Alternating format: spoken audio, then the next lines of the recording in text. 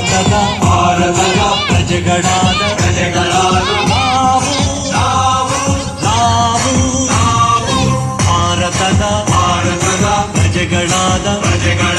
ನಾವು ಭಾರತವನ್ನು ಒಂದು ಸಾರ್ವಭೌಮ ಸಮಾಜವಾದಿ ಭಾರತವನ್ನು ಒಂದು ಜಾತ್ಯತೀತ ಪ್ರಜಾಸತ್ತಾತ್ಮಕ ಗಣರಾಜ್ಯವನ್ನಾಗಿ ರೂಪಿಸುವುದಕ್ಕಾಗಿ ಭಾರತೀಯರೆಲ್ಲರಿಗೂ ಸಾಮಾಜಿಕ ಆರ್ಥಿಕ ಮತ್ತು ರಾಜಕೀಯ ನ್ಯಾಯವನ್ನು ವಿಚಾರ ಅಭಿವ್ಯಕ್ತಿ ನಂಬಿಕೆ ಧರ್ಮ ಮತ್ತು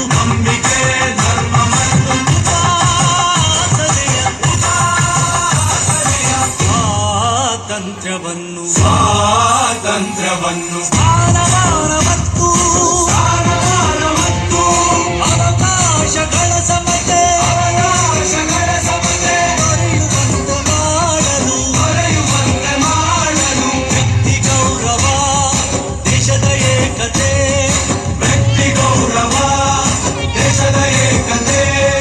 ಸಮಗ್ರತೆಗಾಗಿ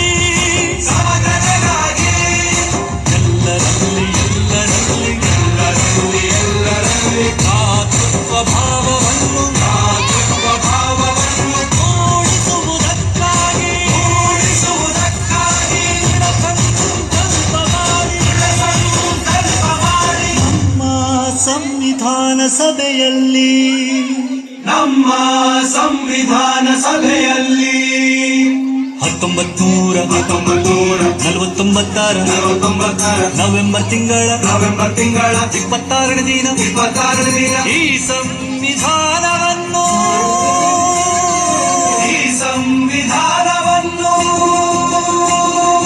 ನಮಗೆ ನಾವೇ ಅರ್ಪಿಸಿಕೊಂಡು ಅಂಗೀಕರಿಸಿ ಶಾಸನವಾಗಿ ವಿಧಿಸಿಕೊಂಡಿದೆ